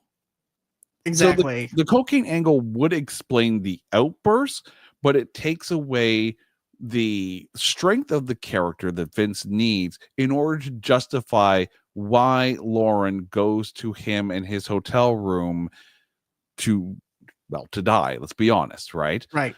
Like, it was the right call to not put that in if that was the original thought for Vince. But if that's also the case, then you got to pull out some of the cray-cray. Exactly. So, I think also too, I just want to go ahead and talk about the whole suicide thing, though, too, just to talk about it real quick. But I think the reason why she did that was because she feels a deep connection with him as a father and knew that she felt safe with him. And therefore, even though she had suicidal tendencies, I think that she still feels the love for him in some kind of way, to the point where it's a security thing. And like you mentioned, if you did the cocaine thing and stuff like that, it takes away from that character to the point where we don't want to cheer for this guy anymore. But to the same token as well, you have to think that for Lauren, right? Her father left, and her father never comes back. Her father is completely an absentee father. So when Justine has that affair and Vince walks out, if Lauren doesn't know about the affair, which we don't know if she does or not, right? This is another father figure who has run out. So I wonder if the reason why Lauren went to his hotel was because she felt safe with him, or because she was lashing out at him because this is yet another father figure, one who she had allowed herself to begin to trust, once again walked out. Okay, I like that analogy better. That actually does make sense. It puts a little bit of raison d'etre to the reason why Lauren decided to try to kill herself there as opposed to at home, because if she knew that Justine had cheated on Vince and driven him away, then her anger is going to be directed at Justine, at her mom, right? Because here she was finally learning to trust again and feel like she had a proper family unit. But if she doesn't know about the affair, then she blames it on Vince. And you have to think that Justine's not going to be the one to tell Lauren that, well, he came home after I stripped some guy. No, you're not going to tell your daughter that. No, absolutely not. You want to keep your daughter safe as possible without having to, put extra friction on her with the damage. Yeah, Vince won't be coming around anymore because I had an affair because he was completely absent. Pop-Tart? Right, exactly. By the way, scrambled eggs. But yeah. Now having flashbacks to The Crow where the mom is making scrambled eggs after being, Exactly. being visited by Brandon Lee. Okay, so Right. scrambled eggs Drugs are apparently bad for cures you. everything. Right? But now we get into the robbery already in progress. Hannah and his team, argumented by uniformed police officers, arrive at the bank, surprise Macaulay and his crew. As they are leaving, a fierce, savage gunfight breaks out in downtown LA. The robbers blasting their way past police blockades and a bit of for freedom. Sherio and getaway driver Donald Breeden are killed in the shootout. On the other side, police officers are taking even more heavy losses. When Neil Macaulay group kills almost the police officers taking part of the operation, including Bosco, one of Hannah's squad, Macaulay and most of his team escapes and takes a wounded Shirless to a doctor. So I want to talk about this. I feel bad for the getaway driver, Donald, because he's one of those guys that with Shawshank Redemption, right? Where basically he's been inside an institution all his life and that's all he knows. And he's breaking his back. I think the most punchable face is probably his boss. Because he's like, look, if you screw up once, I'm going to tell them that you were high on drugs. I'm going to fire you any chance I get. So I feel like he's the most punchable face in this movie. But and then you have, of course, Neil comes up to me and goes, look, you can either say yes or no to me. I have this job lined up. Do you want to come in? And of course he would take that because number one, that's all he knows, a life of crime. Number two, I would like to get this guy to stop busting my balls every single time I come in and clock in over here. So yeah, I'm going to take that job. First of all, we have to remember that Dennis Haysbert, we're talking Serrano from Major League. Like, loved him in Major League. Absolutely. One of the funniest characters in Major League. Mm-hmm. But you're right. He puts forth this. It's a gut punch. Every scene he's in, like the fact that even right at the job interview, right? He's like, I'm great on the grill. It's like, okay, yeah, well, you're gonna be cleaning toilets and taking out garbage, and you can just see like the deflation of whatever pride he had in being able to get a job. And it's got to be hard for ex-cons to try to reintegrate themselves into a working society because they want to be on the straight and narrow and lead that life, and to be completely treated like crap because he's an ex-con, and this guy's taking 25% of the salary because he's providing jobs. Like it's like racketeering at this point. Right. He's just a pawn in the system that takes advantage of ex-cons, and he'll never get free of it because he has that record. So the only chance he's going to have to really make enough to no longer have to deal with, Captain Punchable in the back of the kitchen is to take this job with a crew that he trusts and who trust him enough to take the wheel right off the bat. No question whatsoever. Haysbert's performance in this, I don't want to say it's on a par with someone like Andre Braugher when he was in Glory, because Glory is a pinnacle of acting. That is a masterclass of acting from everyone in that film. But Dennis Haysbert brings a ton of just emotional performance to this very minor character. And I agree. Yeah, and the fact that he's introduced early on enough to set up that it's hard for ex-cons to kind of make it once they're out of the joint. And the fact that De Niro in his conversation with Vince, like, I'm not going back. I'm never going back. Right.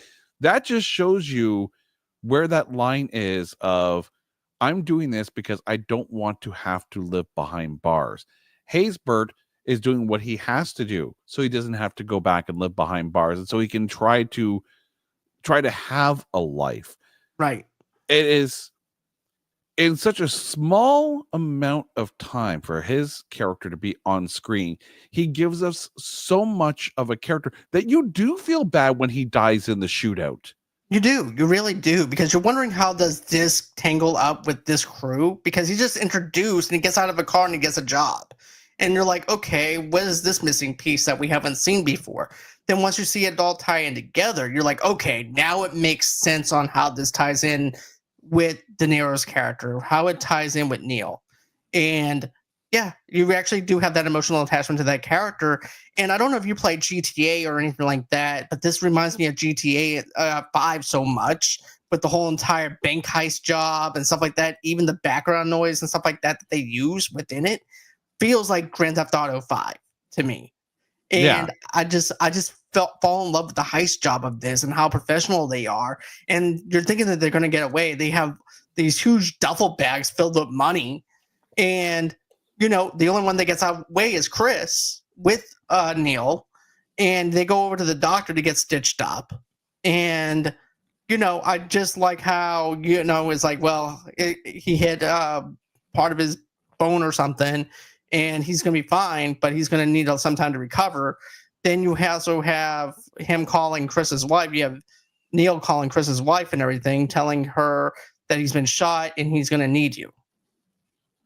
Yeah, no, there first of all, the whole shootout scene, the block by block warfare, and there's no music in this scene at all.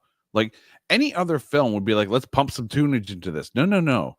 This is the gunfire is the music in this, and it didn't need music. And I don't think we've really seen a good block by block kind of warfare until of course we had Civil War come out recently Right. with Kirsten Dunst, and the lead up to them getting to the White House in that film felt like that block by block warfare that you had in this. And it really was like you saw them as they were kind of working their way towards some kind of exit, taking out clearly the stormtrooper trained police force that couldn't hit a single thing. Right. But you But can see almost like the military training of these guys. Like you go up to there and you go over to there, and it's they're almost like pacing each other little by little, trying to make their way to some kind of exit point out of this, knowing that, and they're constantly dealing with what's coming behind them as well. So it really is like a tense moment, and I think it's made more tense because of the fact that there isn't any music in this. right, and that's what I love about this though too, because there's no music in it, because you're getting to see the action sequence play out. There's a lot more going on in it, to the point where you don't need music. You don't need any type of exposition to music to amplify excitement or anything. We're already there. We're hanging on the edge of our seats watching this play out. We don't need anything extra.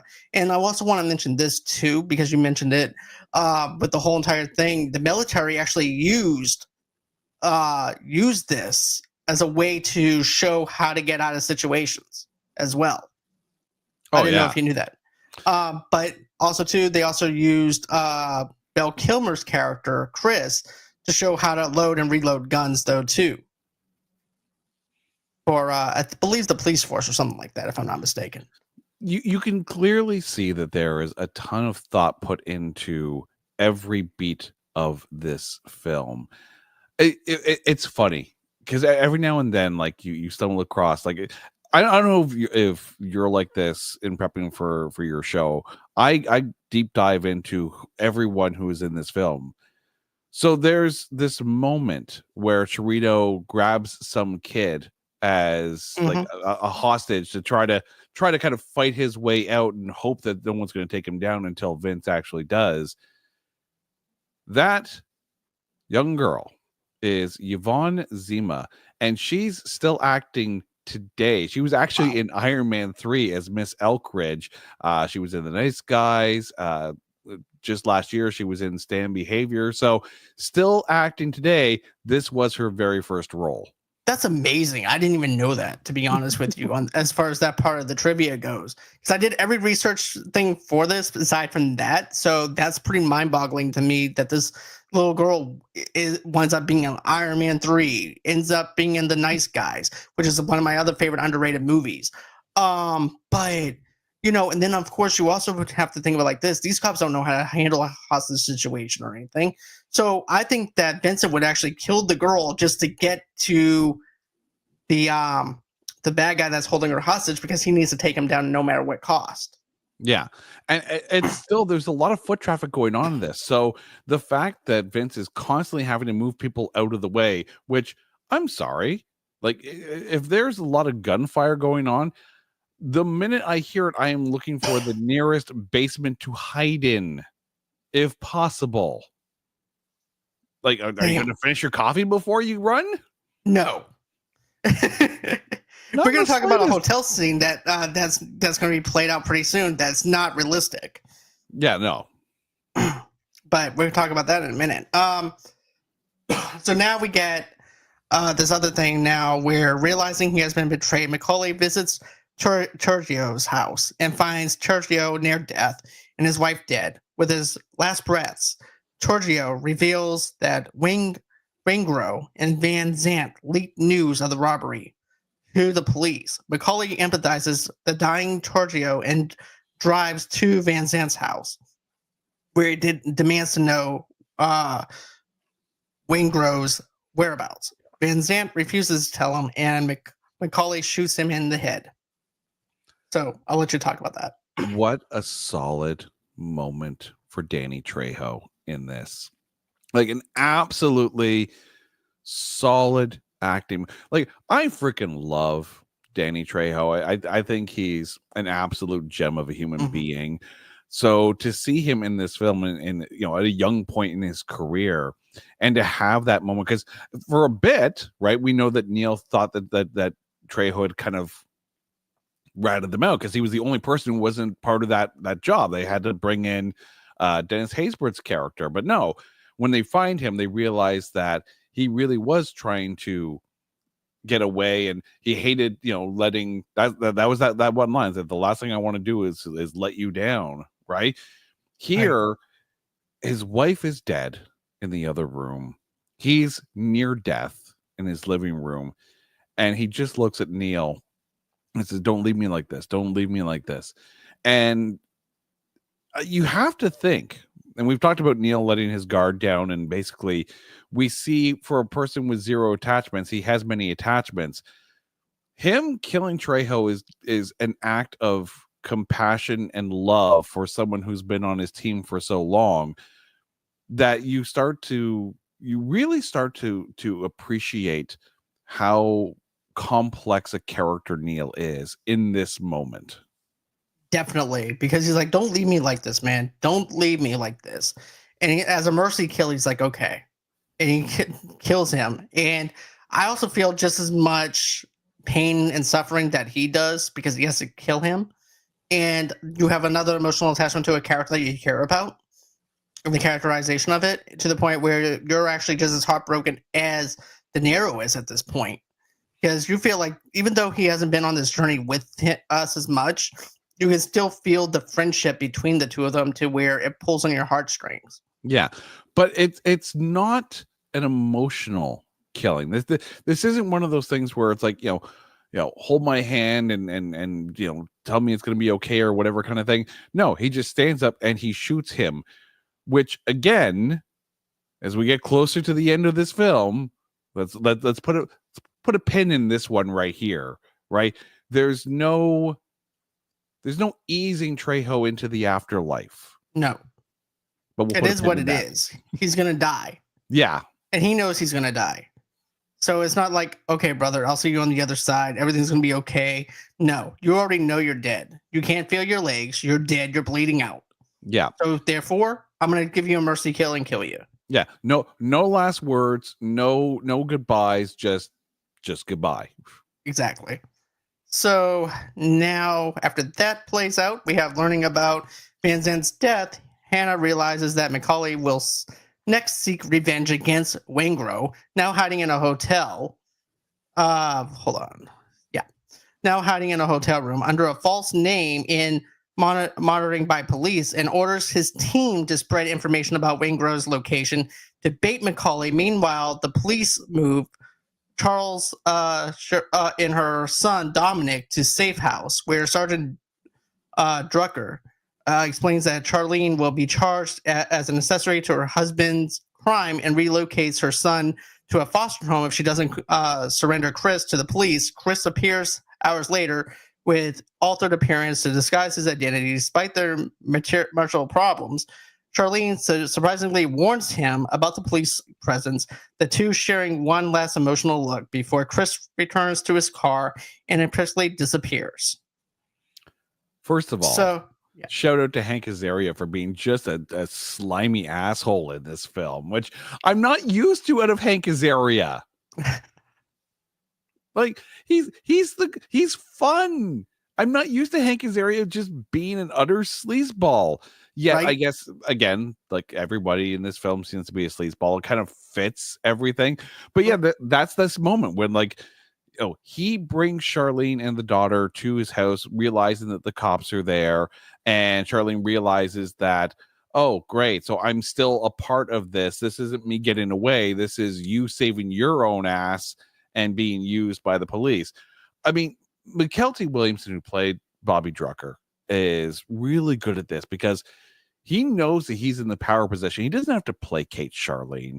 He's literally laying it out on Front Street. It's like, yeah, you can tell us where he is, or you can be kind of suffer the same fate because you're aiding and abetting.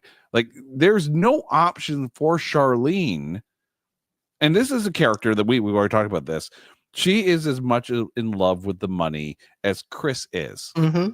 So he uses the kid as the linchpin. This is the moment where it's like, yeah, you're gonna think whatever you want, right? But that kid is gonna grow up an orphan without you if you don't chime in and help out. So it's a very interesting dynamic, and it's a power play from Drucker at this point. Right, because here's the thing. He knows that he can't use money as leverage. And the thing that she cares about the most is her son. So he's going to use that as leverage to get to her, to get to Chris, and explain to her, hey, look, this is not going to be a good outcome for you. You're going to be an accessory after the fact. So either you go into police protective custody, and also probably you might actually have to change your name, address, and all that other stuff. Or, you go to jail and he's going to be in foster care. That's it. That's point blank. Please, yeah. MO. And so, I like how they also tell her this. Okay, all you have to do is go to the window. Just go to the window and it's all over. She gets up. She sees Chris, but I like how she signals him on the handrail as he's looking up at her. And he also looks at the two guys that are playing basketball. He goes, hey, where's a nice place to eat it for a restaurant? And he's also got his hair cut too. And so she winds up, she winds up tipping him off, and he goes, but was it him? No, that wasn't him. And so he gets away, and she also gets what she wants at the end, though, too, because neither one shows. So I think that she actually gets what she wants. She goes into protective custody, and who's to say that she doesn't change her name and then Chris comes back? Exactly, right? Like, this is, for as damaged as this couple is, and let's be honest, right? It's a damaged couple, but there is still love there. Otherwise, why wouldn't she give him another chance, or at least take advantage of just leaving?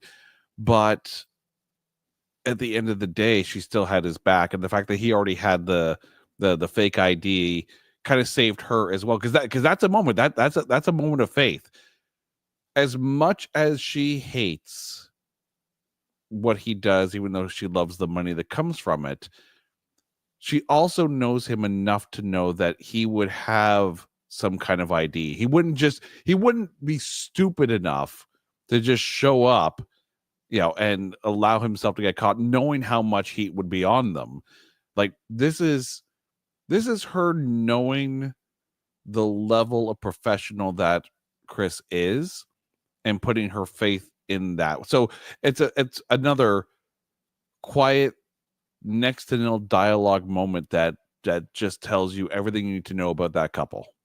Exactly. That's how I feel, though, too. Because you're thinking that, okay, maybe she will rat out her husband because they're having they're having problems with their marriage. But no, she lets him go. And that's it. Just because they have their their issues. Doesn't mean that she doesn't love him or care about him. Yeah. So she lets him go. And I think that if I'm gonna have to put like an extended cut on it or something, I think that later on she changes her name and everything, her address, goes into witness protection, and he comes in and finds her. Yeah. So, but think about it too, right? If she knows about the mentality of just getting up and walking when the heat's on, that just goes to show that she understands the way that he and his team work, right? So without guilt or without shame or whatever, she's telling him to trust that instinct and do what's right in order. So at some point in time, yes, maybe somewhere down the road, their kid could see him again. right. So that's where I'm getting at though too. And I wouldn't be surprised if this is something somehow that ties into Heat 2 later on. Or something related to those characters. No, I know that they're trying to make a Heat 2. But I don't know if I want them to make a Heat 2. I don't. Same. I think this movie stands on its own without having to have a sequel. I don't think you need a sequel for this. I mean, it would have to be an entirely different case, right? I mean, Chris, I think Chris is the only one that would have survived this, right? I don't want Chris's story. I don't even know if I want Vince's story again, because like that's all kind of played out, because if Vince has to deal with another crew, then it's gonna be all the same thing again. I don't know if I want that. I mean, you can have a film that's kind of set in the world of Heat, but it's not Heat 2. I think if you put if you, even if it's a totally different story, if you call it Heat 2, you put the weight of expectation on that film. Right, like it has to live up to the first one. Exactly. You take a look at American Psycho, which is a fantastic film, right? And then you have to remember that American Psycho 2 also exists, but it has barely anything to do with American Psycho. It feels like a spec script that they just slapped American Psycho 2 on because no one's going to watch this movie otherwise. Exactly. And so you put that weight of expectation on it. You put something in the background of a character that maybe they somehow knew, the main character from American Psycho, and then boom, but we're never going to mention it again because really it's not an actual American Psycho sequel. You doomed that film immediately before it even went to DVD because of that attempt at riding the coattails of a much better film. Agreed. Definitely.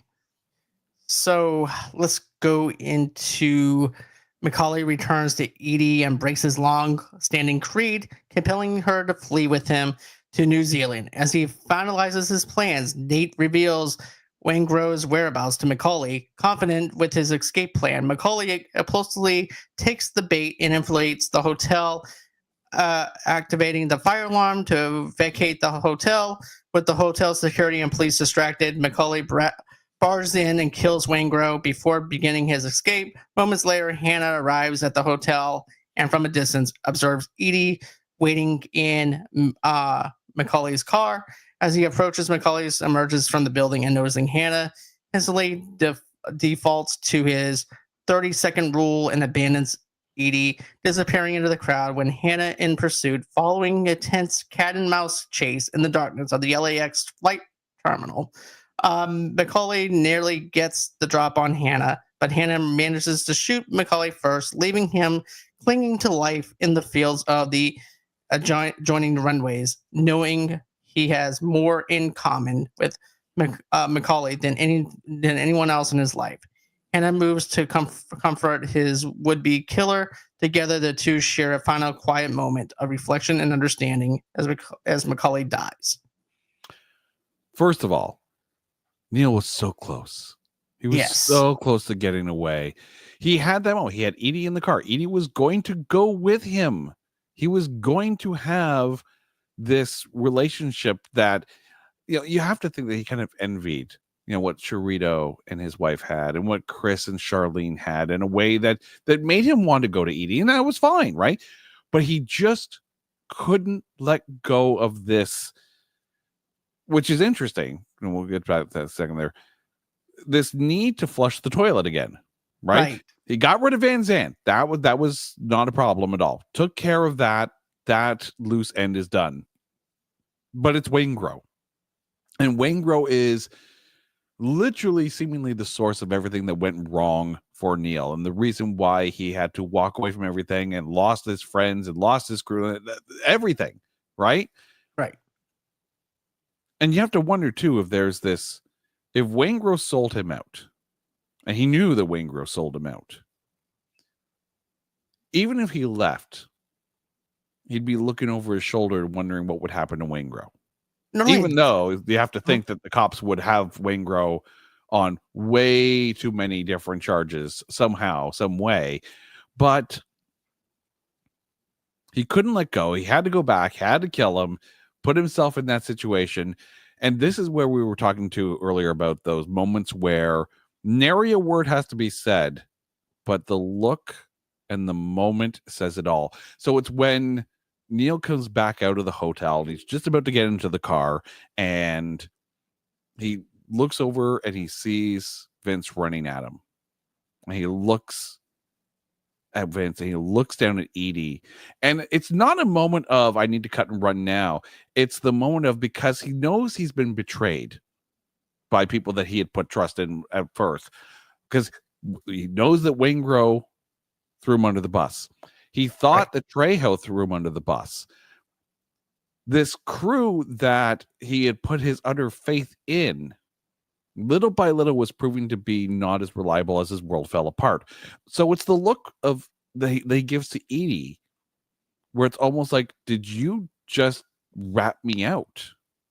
And I think that's why he ran, and not because of this code. Because if it was for the code of just cut and run when the heat is on, he would have been gone hours ago, and we wouldn't have this long film.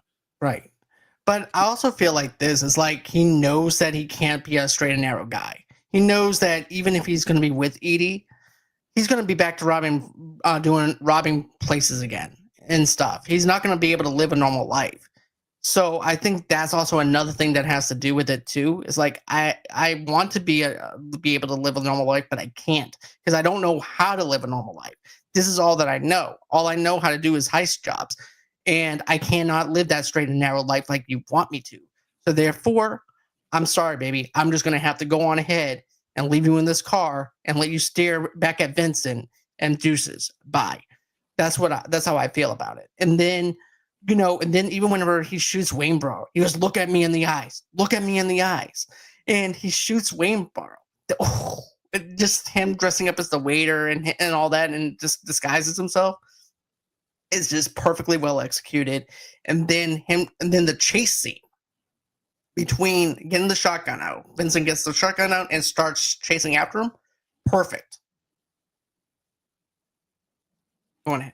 Yeah, no, this entire scene, like, at the airport, going in between like the little generator stations and like the sound bafflers, like this is, I love the layout of this, right? Because it's not some labyrinth type maze of a hotel or something like that. This is out in the open. This is very much, at any point in time, you could be dead to rights in a gun sight.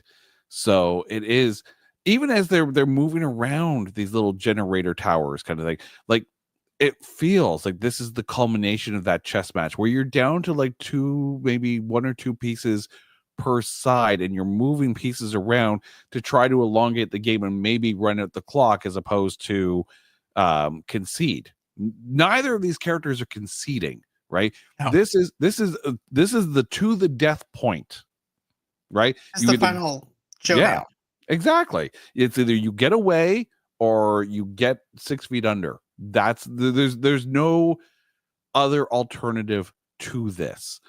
And it's, again, slow paced. And the fact that, the landing lights kind of flare up as the planes come in, creating this very vulnerable moment where the entire field is lit up, and then they go back down. and then they start moving around a bit here, and because you can hear the planes coming in, Right. so you have that moment where there's going to be a moment where there's no hiding, and if you're in the open, I'm seeing you and I'm shooting you, right? This is that buildup, that very quiet, that very subtle, but that very tense buildup to that moment. And as soon as the lights come up, boom, like obviously Vince is the quicker draw, gets the drop on Neil, gets him dead to rights. Neil is dying, leaning up against thing. And this is that moment. We put this pin in it a couple of times here. This is that moment, right? Yep. Neil had his guard up around everyone all the way through. But the only person through this entire film that I feel like he was completely honest with was with Vince at that diner, because this was finally someone who understood the level of commitment it took to do a job, even though their jobs were completely opposite and counterintuitive to each other. Game recognized game. Yep, I was going to say that. Yeah, this is that moment. So this is the time when Neil feels like, I don't want to be alone. And Neil holds out his hand, not Vince. Neil holds out his hand, and Vince takes it and doesn't look at him. Whereas Neil wanted Waingro to stare him right down in the eyes, right? Right. And he looked Trejo right in the eyes. Didn't look Vince in the eye. Vince didn't look at him, because it didn't need that. It was like this mutual respect for each other in a sense. Yeah, absolutely. They understood each other, where each other's jobs aligned with each other, and knew that the outcome at the end of the day, either one person's going to go in a body bag and the other one's going to walk away. And this might be one of the best closing shots of any film of the 90s, right? Looking out at the airfield with the lights silhouetted in those lights, Vince holding the dying hand of Neil after a 2+ hour cat and mouse game, and you roll credits. It's perfect. Yeah. The ending is perfect. I also like how the lights also emulate the shadows too. And also too, you have Vincent, who's out in the open, so he's vulnerable just as much as Neil is. And it could either go either way. And so happens to be, it just winds up being in Vincent's favor. And he shoots him and kills him. And I love, like you mentioned, that moment of the closing of it, and also too with basically the silhouettes of the lights, also makes the movie even close out on its own self. Yeah. Its lights going. And how much of a trust moment is that, right? Like, Vince doesn't know if Neil has like some kind of holdout pistol or something like that. Doesn't know if he has a weapon. He just knows that Neil's dying, and doesn't even look at him. Doesn't worry. Doesn't hold a gun on him. Just trusts in the moment of, yeah, you're right. It's one of those. They are Who they are. They are the opposite sides of the same coin, and really, it's a strangely tender moment between two adversaries, and you can see that even though Vince was hell-bent on taking him in or taking him down, he respected the professionalism and the dedication that Neil put in, because Neil's not a killer. No, he's not. He will kill if he has to. When he has Comes to. down to it. But this isn't a Waingro. This isn't a Psycho, right? This isn't, this isn't Hugh Benny. This isn't like the hired muscle guy for Roger Van Zant, played by Henry Rollins of all people. How did we not mention Henry Rollins and Tone freaking Loc in this film? Right, And, I forgot. Right, And And Jeremy I feel like Piven I is covered the everything with doctor. Tone Loc in the 90s. Like, I actually did a Surf Ninjas review. Then I also did a Blank Check review with Tone Wait, Loc. you did a Surf Ninjas review? I'm so sorry. Yeah, I did that. I revisited back the 90s. But, I did almost every single movie with Tone Loc that followed him into the 90s. So, But yeah. and the minute that voice comes on, you're like, oh, you got to do the wild thing, Hey. right? But Jeremy Piven in a very small role as the doctor who helps out Chris after the shootout, and like you have to go, holy crap! It's PCU has come back to the screen. It's all Yeah, good. I But loved it. no, like this. There are very few films, I think, that have a perfect ending. And this is it. This is it. This is the film study classes need to watch this final scene and analyze and dissect how you can properly have an end. And I don't want to say it's anticlimactic No, because it is climactic with almost an anticlimactic tone to it, because it's a quiet moment. Maybe the only other analogy is Avengers Infinity War. Yeah. Right? Just the sparseness in the soundscape as half the Avengers are dusting away. You get like Captain America sitting there going, oh God. And then you cut to Thanos on his little vegetation holiday planet there. And he just sits down and sighs and roll credits with this very sparse drone-like music. And I remember seeing that in the theater, and the theater was dead silent. They're like, holy that guy crap, just what lost. the hell happened? The good guy just lost. The good guy just lost, and the bad guy won. That is the best ending of any single superhero film that ever superheroed. Equivalent to the impact of what he did here. Not as much as a downer, the hero didn't win moment, but very much that the perfect denouement. Exactly. Like the tension build up, everything that's leading up into this point, and everything, the exposition, everything is what led up to this moment, and it's earned. Everything feels like it's earned. And every character arc found proper completion. But yeah, as far as now we actually stripped away the nostalgia and everything, I went from a 9.8 or 9 to a 10 because of how much I love this. See, I think I went a little bit the other way. And initially, and I was super stoked to watch this film again. So again, thank you for having me on. I've absolutely loved having this discussion with you. This has been so much fun. I'm glad. But the more you talk about the film, you realize that there are very small little plot holes here and there, very minor. Like nothing in this film is going to ruin this film at all. Even Pacino going, but she got a big ass. No, right. Or that doesn't take away from it at all, really. Just a little bit. Right. Like you can analyze it, and if you really analyze it, you can sit there and find things where you go, yeah, maybe not. So I think if you went from 9.8 or 9.9 to 10, I think I went from 10 to 9.9, 9.8. It's ever so slight, but it's only in nitpicking and super analyzing that you really start to see these things. Right, totally. And even if you went on ahead and said that whole entire scene where Al Pacino, where you have Vincent's wife cheating on him with Chad, he goes, "Shut up, Chad." But yeah. Even with him throwing out the TV set and stuff like that, little small nitpicky things, that things to me doesn't matter as long as you have a cohesive story and the storyline is able to just flow and these characters are believable enough to where you're sucked into the story and none of that other stuff matters. Mm-hmm. It's a perfect movie to me. I think it's a perfect movie.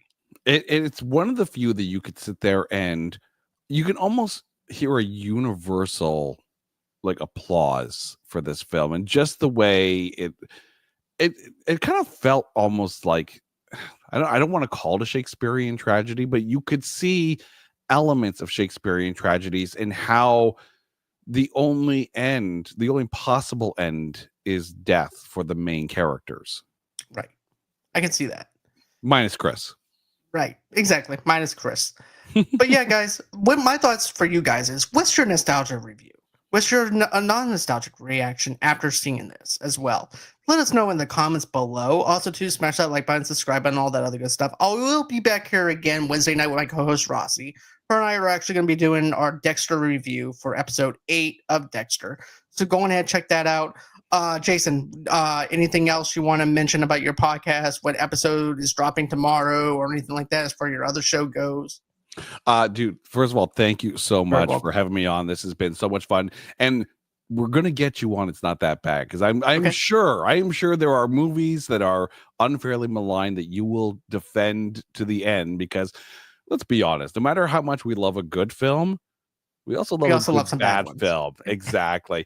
But yeah, if you want to find my shows on social media, so for my movie show, It's Not That Bad, you can find us on social media at Not That Bad Cast, wherever we're on social media.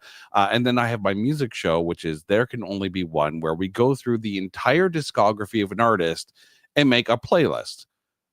Every album has to be represented, but you're only allowed one song per album. And at the end of the show, you have to pick that one song above all. So some of those episodes that took a while, like Kiss, that was like a 20 album discography. Bruce Springsteen, I think, was a 22 album discography. So we stick around for a while. You can find those shows at Only One Cast, and you can actually go find everything at our website, notthatbadcast.com. Actually, it's funny because tomorrow on There Can Only Be One, we're dropping our go through of the entire Taylor Swift discography. And I don't really listen to Taylor Swift. So this was actually like, I listened to Anthrax and Slipknot, and I went through the Taylor Swift discography, and I'm like, all right, here we go. This is going to be fun. And then over on It's Not That Bad on Wednesday, we're going to be dropping our episode covering Dragon Ball Evolution.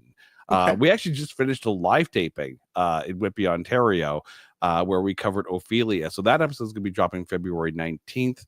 And the last Wednesday of February is our Grading on a Curve special, where we're going to be taking the 5 films that are nominated for the worst movie of the year at the Razzies, and we're going to rank them in amongst ourselves to see which is the creme de la crap of the 5.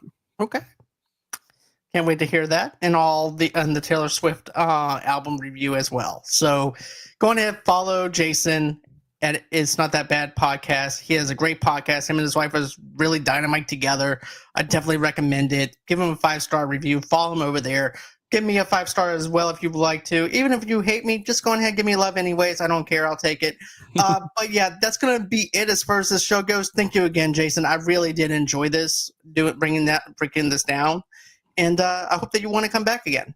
Dude, sign me up. Sign me up. Okay. I've had so much fun tonight. Awesome. I'm glad to have you anytime. And always until next time, guys, have a great and safe night and be excellent to each other. And we are out. See you guys. Bye.